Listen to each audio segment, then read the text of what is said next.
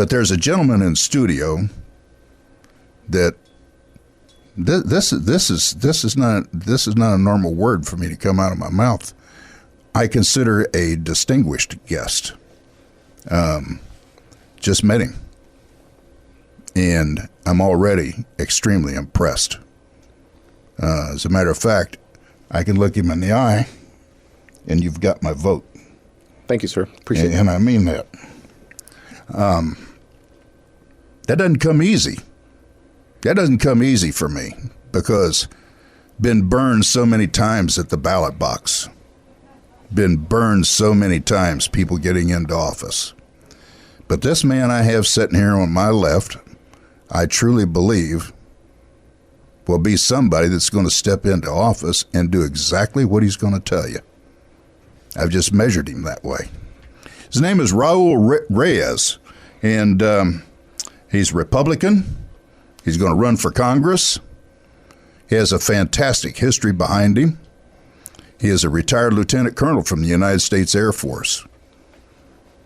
Spent his years working in cyberspace, working a lot down south of the border. Colonel Reyes, I'm not going to address you as Mr. because you're Colonel. To me, that's what you'll always be. So, Colonel, tell us a little bit about your background and what you've done. Lance, well, thank you, first of all, for having me here, Pastor Kurt as well. Sure. I'm glad you guys have me here and to share my vision and some of the things I see. But, briefly, I'm from Del Rio, Texas, born and raised there from the barrio of San Felipe. And got two wonderful parents that helped me get through college where I got a commission. And I did almost 22 years in the service as a cyberspace officer. And what I tell most folks is I was all over the place and doing, Air Force, United States government work. But in particular, I had a second career. I was what the Army would typically call you a foreign area officer. The Air Force would call us a regional affairs specialist. And what I did as a regional affairs specialist is I knew Spanish and I was in and out of the Central America, South American corridors. So when we speak of the Northern Triangle, Colombia, Peru, and Chile, all the way down to Brazil, I was the guy that would call to go down there. And no special operations forces. That's not me. What I will tell you, for 22 years, I was privy to do a lot of the operational and training missions down in Central and South America, helping our brethren fight the illicit trafficking of drugs and cartels that are prevalent down there, and hidden us up here on the border. So what I do now is I'm a home builder. I've started my own business. And so we went from 4 homes in about 2014 to 2015 to 6, and then we've averaged out about 6 to 8 homes every year. Previous to that, I was a employee out here at the Randolph, a civilian employee.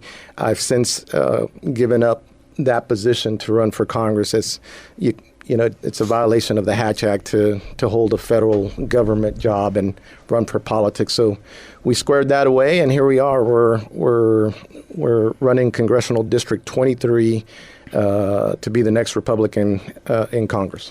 So, Colonel Reyes, let's back up a little bit to what you were talking about that you were doing down in Colombia and in all these different places. Give us an overview of what you've seen as the problems that need to be addressed in the United States, that we need to be thinking about as far as our borders. And I guess I'll tell you what, let's do, Colonel. Let's run it backwards, okay? Let's start at the border and let's move south. Roger that. How do you feel about the wall?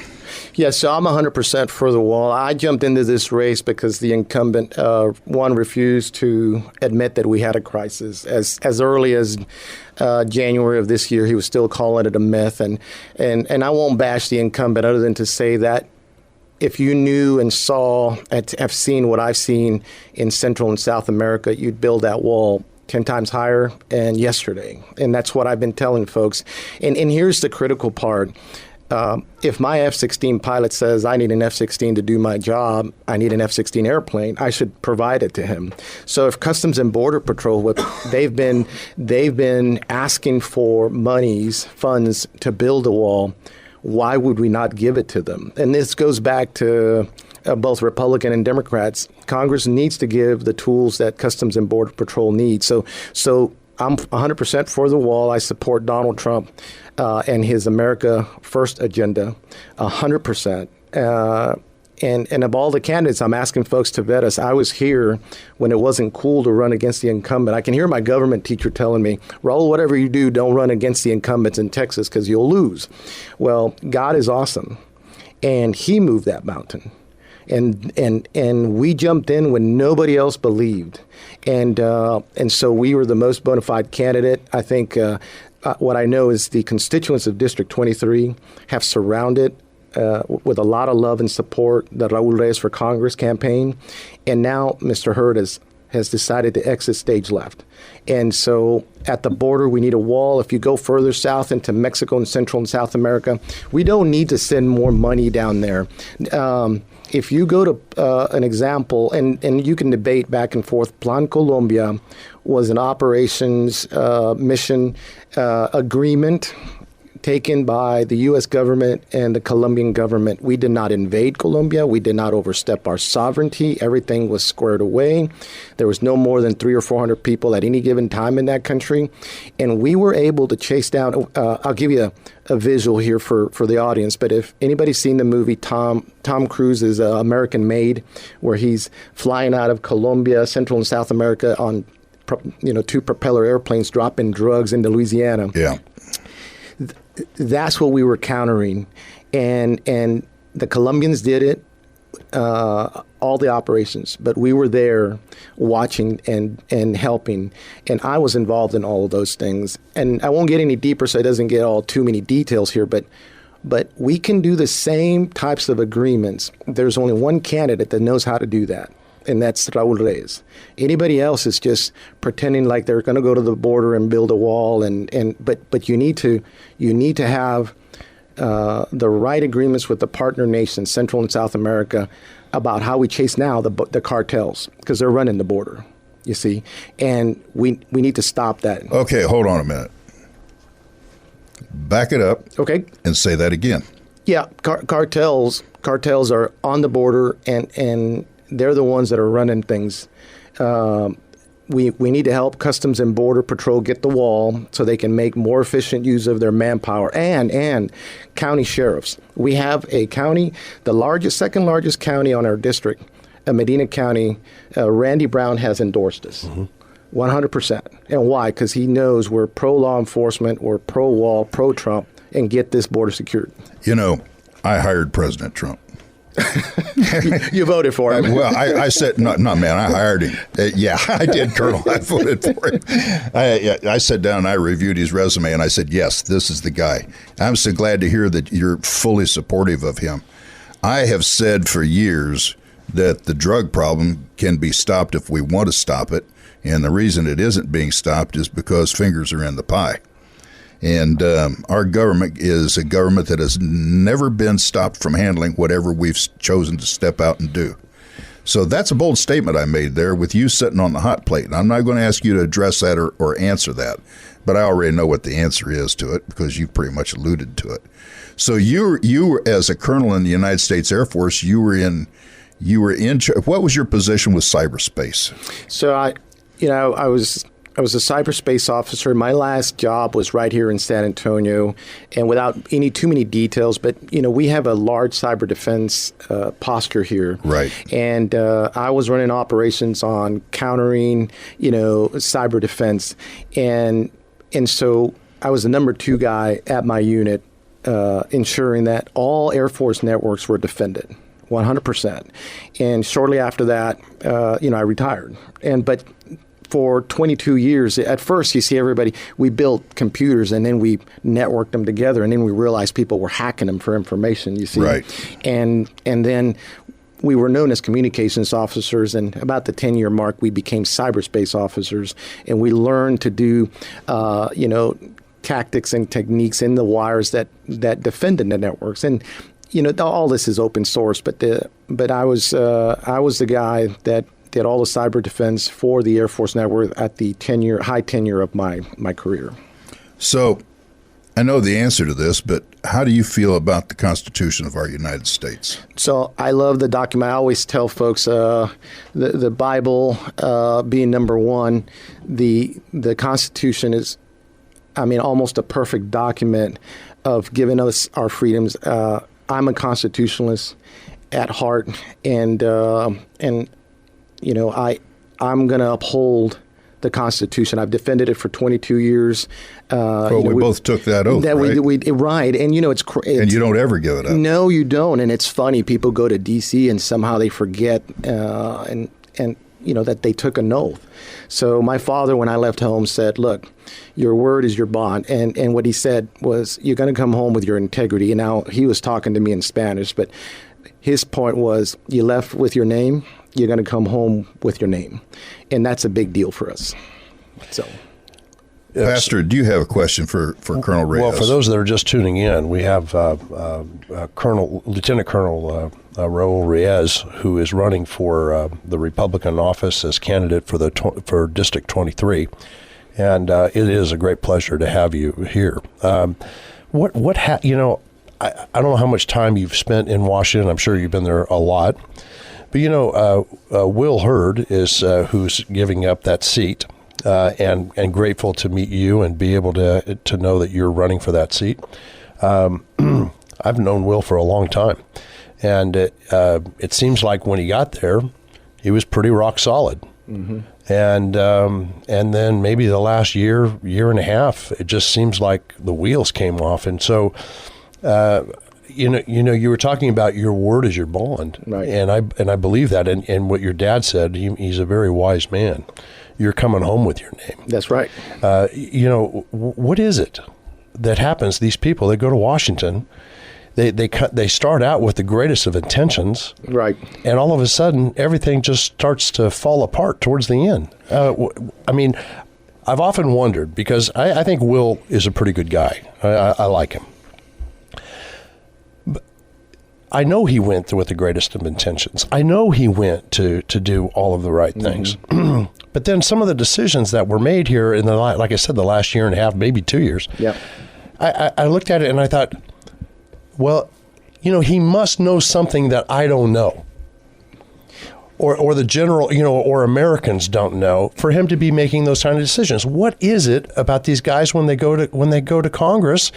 They're in Washington for a few years, and the next thing you know, it's just as if their minds went to mush. Well, I'll answer it like this. I think we've had this kind of,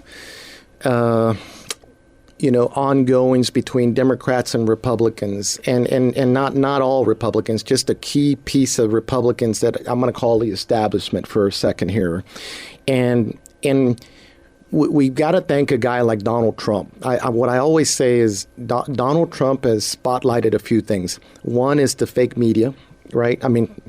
You can see we've been lied to for a long time.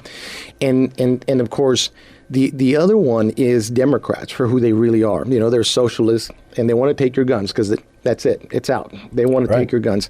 But the third thing that Donald Trump is, to answer your question a little more indirectly, but directly, is he spotlighted what I would say is the rhinos or the establishment in the Republican Party. Mm-hmm. And what's happened is there, when you get the spotlight like this is why in 2016, right after 2018, 55 or something like that, GOP congressman retired. Mm-hmm. Some bona fide just didn't want to deal with it anymore, great, but some left because they were being spotlighted for their real ideology.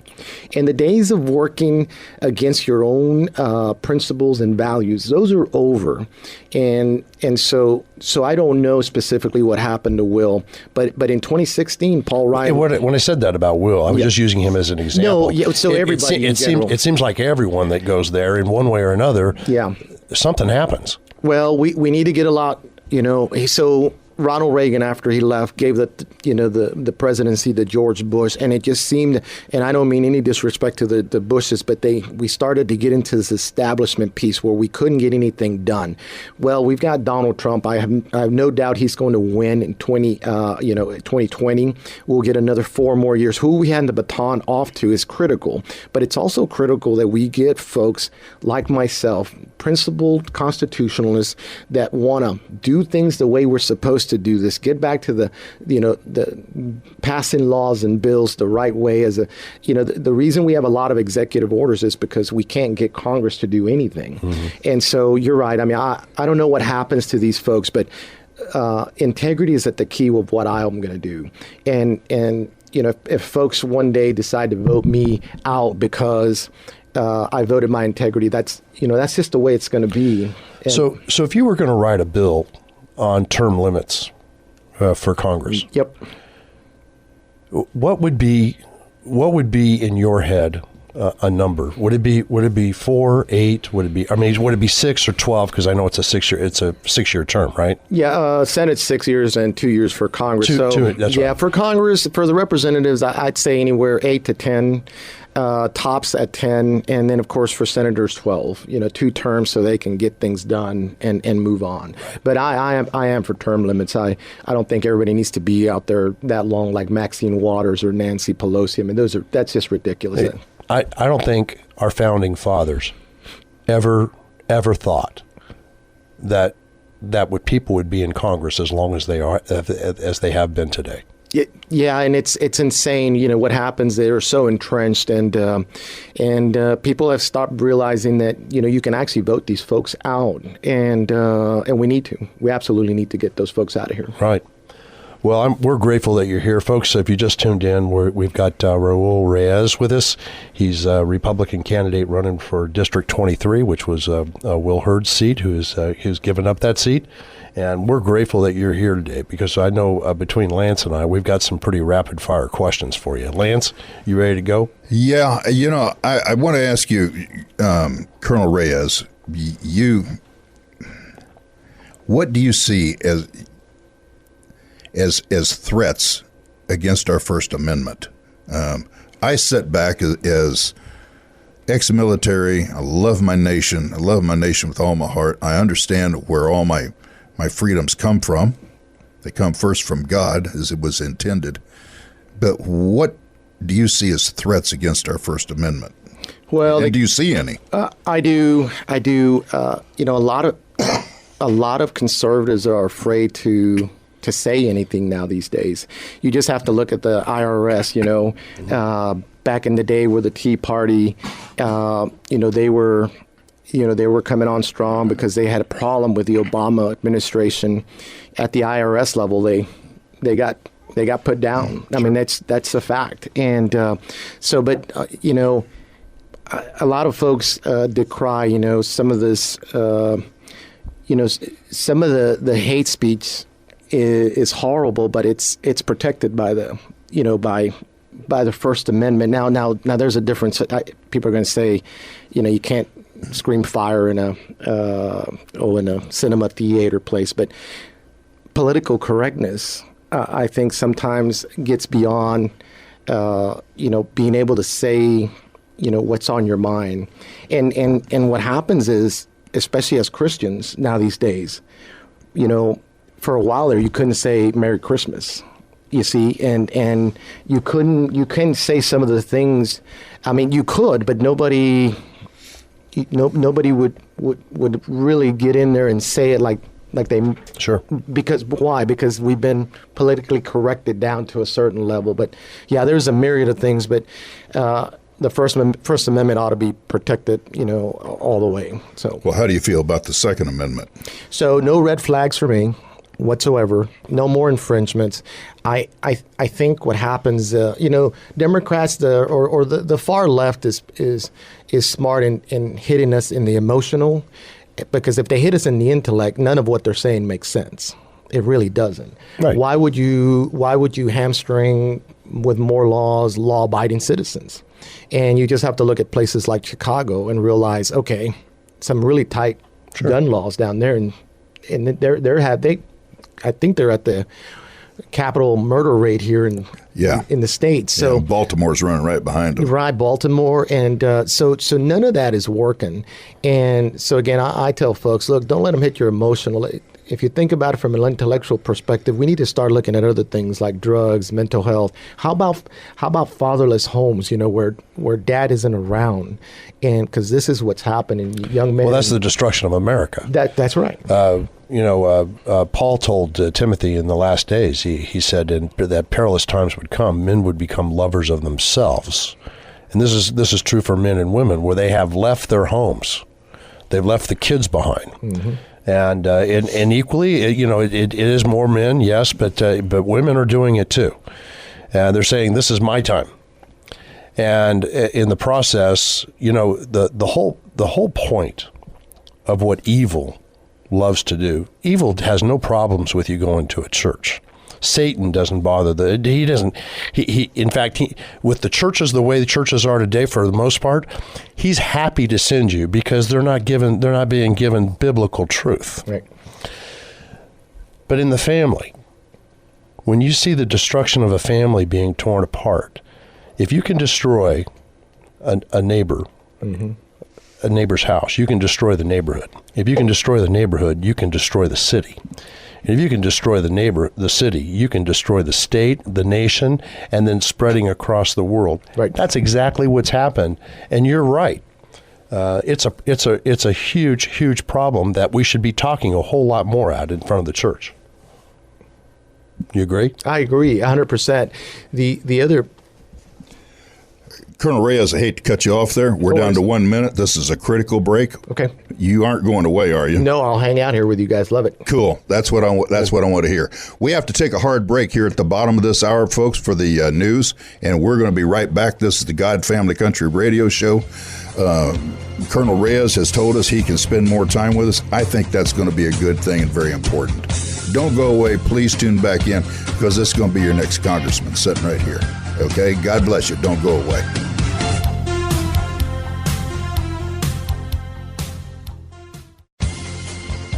Welcome back to the God, Family, and Country Radio Show. This show is a call for all Christians to live as God has commanded. This is a call for the recommitment to your family to pray together and live a Christian life. This is a call to action in defense of our country, our Constitution, the amendments, and the Bill of Rights, which were given to us from God. This show is sharing the message of how God, family, and country apply to you. And now, back to the God, Family, and Country Radio Show. Here's Lance Hoppus. And we're back. I'm Lance Hoppus. Kurt Hudspeth is in studio with me, Pastor Kurt, and sitting between the two of us, poor guy. He's been sandwiched.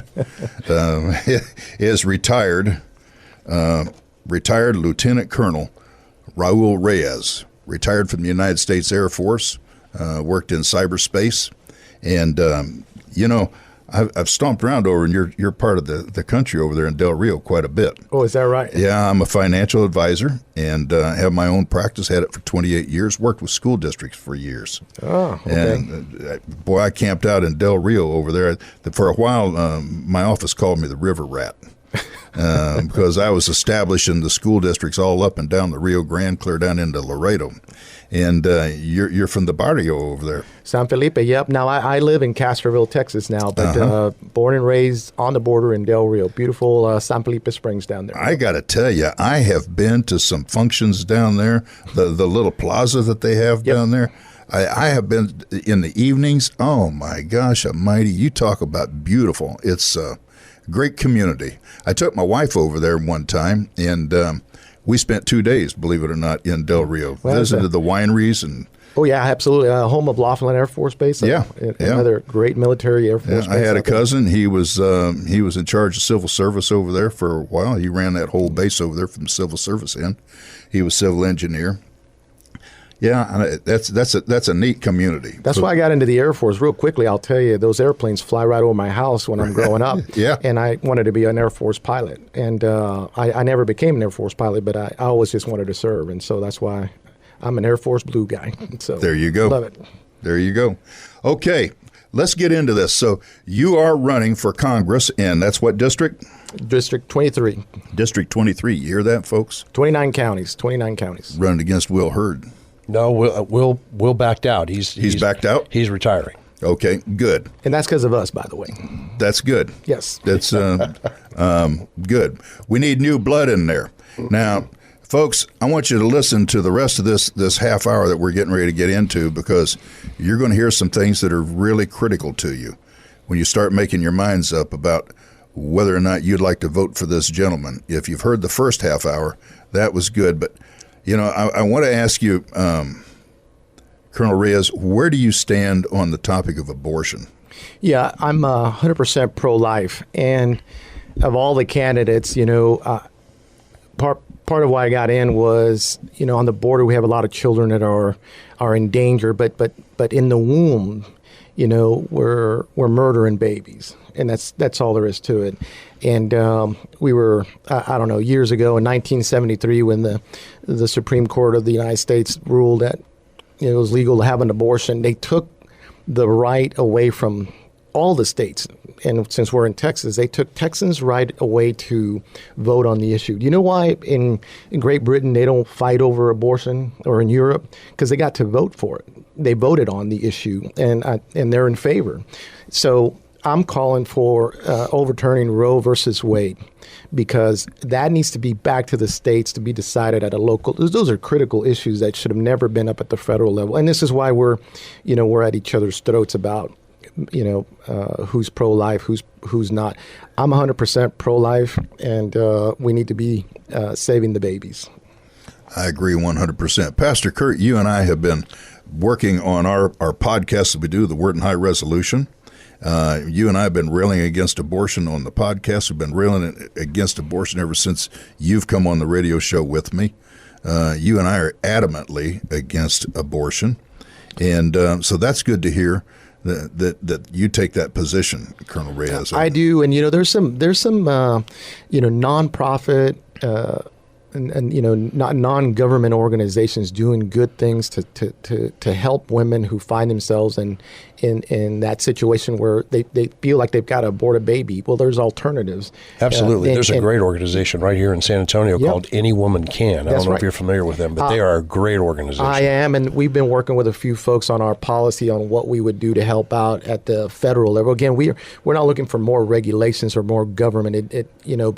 But we need to stop funding Planned Parenthood. And well, look, this was a Supreme Court decision that was made, but I'll tell you, I blame the clergy of those days just as much as I blame Congress and the Supreme Court.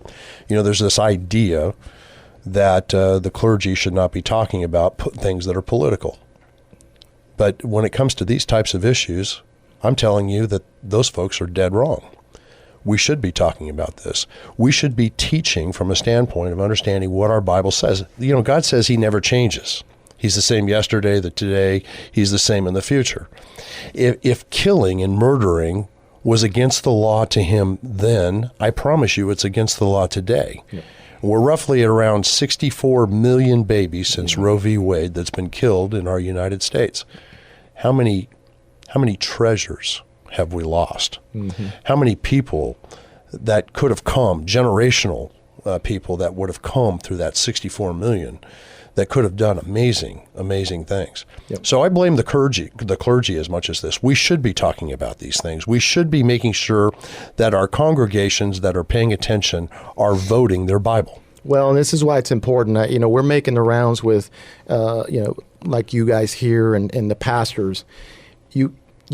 You've got to put God back into the government, and you've got to send folks up there like myself. I'm God-fearing, period, end of story. Mm-hmm. And we're going to put God in everything we do. And some people in politics would shun that. And the bottom line is, we've got to stop murdering kids. I mean, babies. Right. We're at the bottom of that slippery slope, and we're in the mud. I mean, you're talking about Governor Northam up in Virginia talking about, keeping the baby comfortable, right. And we're talking infanticide. No, they're creating rooms to keep the babies comfortable and just let them die. Yep. it's one of the sickest things I've ever heard of. Well, they're harvesting body parts and it's at a grotesque level. Don't think for a moment, folks, as you're listening to this, and I'm so grateful that the Colonel Reyes is with us, that we're not going to pay a price for this as a nation. We will. God will judge the nations for what they have done, and you're part of that. And so we need to make sure that the people that we're putting into office are people that are going to get back to some basics, back to some of the true nature of what our founding fathers placed this nation in. Colonel, I wanted to ask you now a little bit about the Middle East. Okay. I'm assuming that you're a supporter of Israel. I am. In fact, if you go to our website, raulreyesforcongress.com, you'll see I'm 100% pro-Israel, and we're not for a two-state solution. We believe that Israel is the apple of God's eye. God bless you. Yep. We're not for a two-state solution, but under the Obama administration in 2015, under the UN, the United States abstained from the UN security, allowing a two-state solution to actually take place. Mm-hmm. And there's been so many things that have happened, especially under the Obama administration, that has caused irreparable damage not only to Israel, but that key point that took place right there in 2015 at the UN Security Council was a huge mistake on part of the United States. It's a price that we will pay for as a nation. Because if you look at Joel in the third chapter said very clearly, God said that I'm going to bring all nations down to the valley of Jehoshaphat, and I'm going to enter into judgment with them there on account of my people, my heritage, Israel, whom they have scattered amongst the nations, and they have also divided up my land. Yep. Now, even though the UN doesn't have teeth, thank God, the nations of the world declared it. Yep. And we, in the United States, and I have to include us, yep, we allowed it to happen. And so there's some very real issues. Now, in Israel right now, they need an ally like the United States, because God said very clearly, I will bless those who bless you, and I will curse those who curse you, when he gave the Abrahamic covenant. And folks, don't think for a moment that covenant is not alive and well right now, because God never breaks covenant.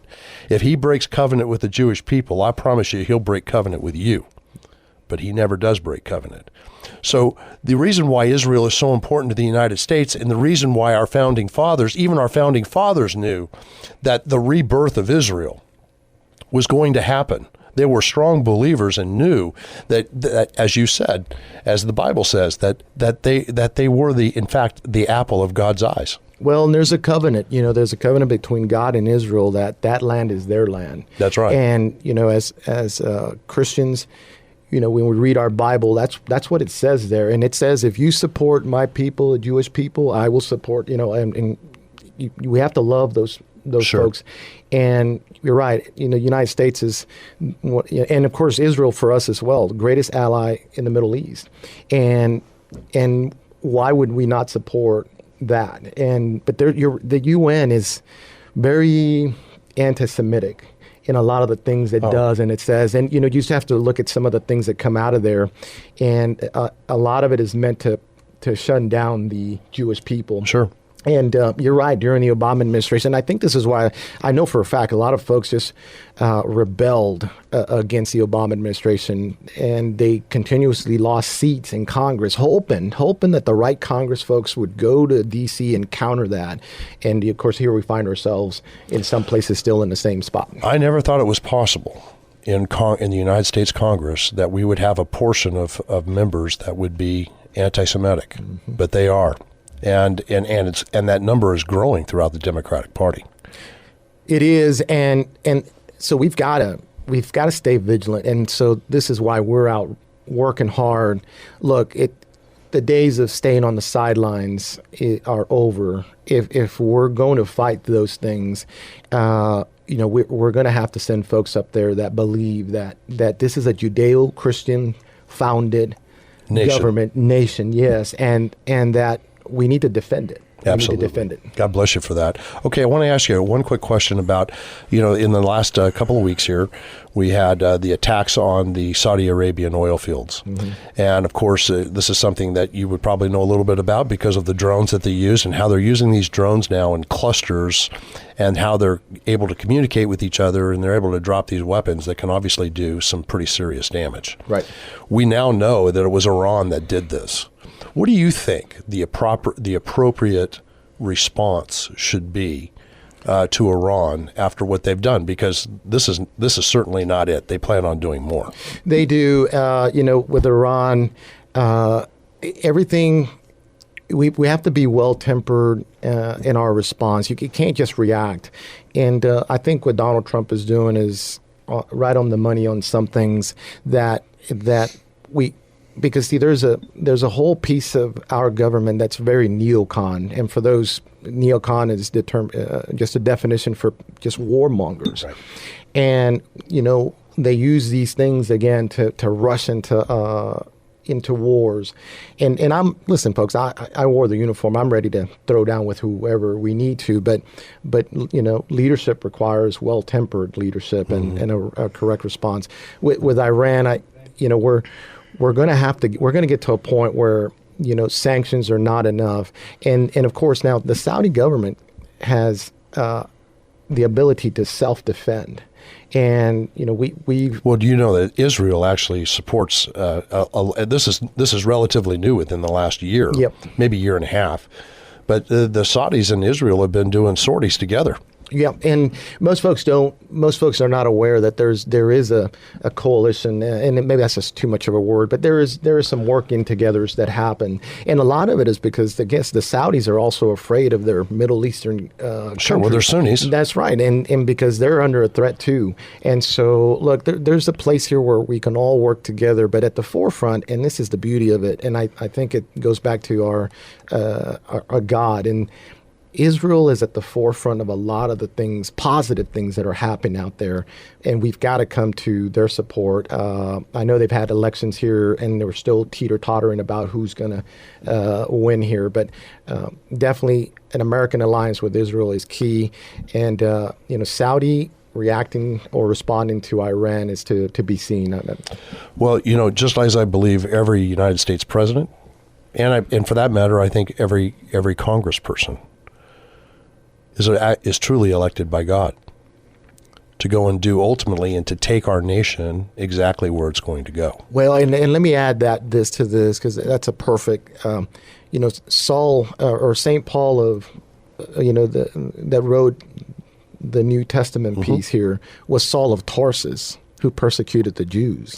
And here we have Trump, the bachelor, and all of a sudden he's I'm telling you, folks, we're Trump supporters, and I believe Donald Trump is going to go down as one of the greatest presidents we've ever had. And let me tell you why. Because in my church, I go to Cornerstone Church up there with the Hagees, and the whole nation prayed and asked God, send us the right person, because we could see the evil that was a potential Hillary Clinton presidency, but. Yeah, folks, look, people ask, well, Donald Trump this and Donald Trump that. Look, folks, he's hand-selected. Absolutely. He was hand-selected by God. You're listening to retired Lieutenant Colonel Raul Reyes running for Republican position, going to be filling Will Hurd's spot. Colonel Reyes, I've said this time and time again on the radio show here, that when I rank presidents that I see as the great ones, I rank them from George Washington as being the greatest, Donald Trump as the second greatest, Ronald Reagan the third greatest, and then Abe Lincoln fits in underneath there. But that's where I put them all at. And I definitely see Donald Trump as being the second greatest president this nation has ever seen. And George Washington fits in that spot because he had the opportunity to be king and turned it down. Yep. And I've read a lot about George Washington, an amazing man. So I want to ask you, we're getting short on time. We're coming down close to the top of the hour here. I have my own ideas. I think I already know where you're going to go with this. But we have two other main problems in this United States that we're facing. And they're very simply the problem of Islam, Sharia, Sharia law, and the misunderstanding of Allah versus the Christian God. Could you address those real quick? Right. Well, our God is the living God, not Allah. And there is no other. No, there is no other. And when people talk about Allah, and I say, look, our God is still alive, and in our hearts, and the Holy Spirit surrounds us and protects us. Sharia law ought to be outlawed completely. It goes, right here in Texas, most people don't know it, but there are Sharia courts. Right, and I think a lot of it is because people just it's not public as much, but Sharia law ought to be banned, outlawed, whatever the word. It goes against the Constitution, and I think the Judeo-Christian foundation that this government, that's what made us great. That's what made America, and we've been blessed to be free and worship our God.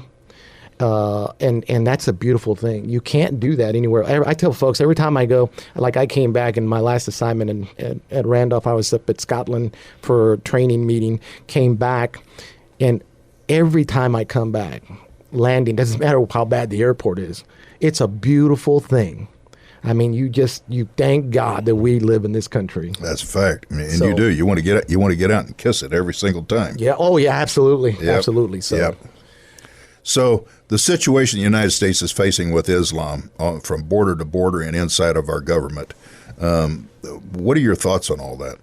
Yeah, Islam, I used to hear, is it George Bush say, Islam is a religion of peace, and nothing could be further from the truth. Well, it's peaceful as long as you're Islamic. Well, right. Most people don't realize that the word Islam itself means to submit. Right. Right? Right. So if you submit, you're probably going to be all right. Right. I look at Islam and that's growing here in the United States. You just got to go up to the northern states, and so what people need to know is we need to take this. It's a huge monster in our United States. It is, and by the way, that's how there'll be an infiltration into this government, and to tear it down is to, not war, but they're just from the inside. You see, from the inside, they'll start to work. And this is how you get someone like Ilhan Omar and Tlaib. I didn't want to set you up with that. I've been sitting here waiting to see if you were going to finally go into that. Yeah, no, well, because this is an absolute fact. We are being infiltrated into our government from within, and it's eating at us like termites on wood. Well, nobody wants to talk about some of the obvious, and because by the way, it's not politically correct. But look, I always point to, as long as you speak the truth, your biblical truth, but the good Lord has provided us someone like Donald Trump, where, boy, he opens up his mouth and he's speaking truth. Right. And people don't like it because they hate the truth. Right. And so we need to start talking realities and truth here. The realities is we're overtaxed, we're killing babies. We need to secure the border. We need to bring jobs for all parts of my district, our district out here. You're talking about separations of families. The parents of the border towns of this district have to go north to work and then come back. Kids, I grew up with a dad who would go away for a week or two at a time. And guess what? Divorces, troubled kids, that's prevailing. Sure. I had a strong dad. This is why I sit here in front of you as a retired lieutenant colonel. But you're right. We need to start talking truth. And people are going to hear this interview and go, oh, this guy is too hard right. I'm like, listen, we're normal. The left went hard left and left us behind, if there was anything to left behind. I mean, part of why a lot of folks are leaving the Democrat or the left party is because it's so far left. It's socialism now. Lyndon Johnson would never, ever recognize his party. Kennedy wouldn't recognize his party. No, and Johnson was one of the worst at the time. So, we're getting close to the end of our time here. Folks, I'm going to tell you, this has been a fantastic hour with this gentleman sitting on my left. He's running for Congress in the 23rd District, correct? Yes, sir. And I had it all set in my mind when he came in here that we were going to sit down and go over some questions, and not to hear a platform. The questions were going to create his platform, and the questions did. That is your platform. Thank you, sir. I think the Lord God Almighty and Jesus Christ is your Savior, is your platform, and everything else are the legs underneath it. Thank you, sir. I believe in Jesus Christ, and we're here. We've been called to service. We resigned our position, and here we go. Well, what you heard is not a nationalist. You heard a constitutionalist on the radio today, and somebody who wants to run for office to go out and do the work for us. You've got a big job in front of you because the Democrats, Colonel, the Democrats are trying hard to turn Texas purple. They're trying very, very hard. So you got a big fight on your hands. Well, and everybody says, "Hey, is this place Democrat or Republican?" And what I say, it's a conservative. Most people, the United States is made up of folks that are center right. Right. And when the Democrat Party goes so far left, it's crazy left. And so, look, I'm out to make a difference, but I'm out to prove that District 23 is conservative, and we're going to all vote Republican because in November, when I get through past the March primaries, it's going to come down to abortion, socialism, and all these, we're going to take your guns away issues. Right. And people are going to decide that that's a bridge too far, and the conservative party is the way to go. Right. Pastor Kurt, we got 3 minutes. Jump in here. I'm just really grateful to be able to meet you and have the opportunity to get your opinions on some of these issues. I mean, it's like a breath of fresh air from all the stuff that we've been hearing. I mean, you talk about Omar. I actually argued with Lance. I was wrong. Lance says this is really bad news from the very beginning. I was looking at it from the perspective of Israel, because Israel has had Arab leaders inside the Knesset for a long time, and they've been able to deal with it. It hasn't been a problem. Mm-hmm. But never in my life did I ever think that a couple of congresswomen that are of this stature would come into Congress and have such a profound effect on the entire House. It is amazing to me, and it just tells you that when you let somebody like that into your government, especially this government is vulnerable as it is, some horrific things can happen. And I'm grateful that you're running for the 23rd District here in Texas. Well, I appreciate it, folks. I'm a God-fearing man. We're the real deal. We're going to go to D.C. with our integrity, come home with our integrity. My last name is at stake, and we live here in the district. That's another key thing, folks. We're homegrown here. And look at all the rest of the candidates. You'll see that some of them are not from this district. Some have jumped in from other districts, and that's key. I'm going to go live with the good folks of Medina County in Castroville, Texas. My kids are going to grow up there. I'm going to grow old there. I've got a home we built, and we're going to do everything we can to keep it red, because that's what needs to happen here. God bless you. We appreciate you very much. We need to get behind this man and vote for him, folks. This is the guy right here. God bless you. Don't go away. You can get in touch with retired Lieutenant Colonel Raul Reyes, and you can learn more about him by going to his website. Go to RaulReyesForCongress.com. RaulReyesForCongress.com. Check that out. You're going to find out that this is the guy right here. God bless you. Pastor Kurt, thank you.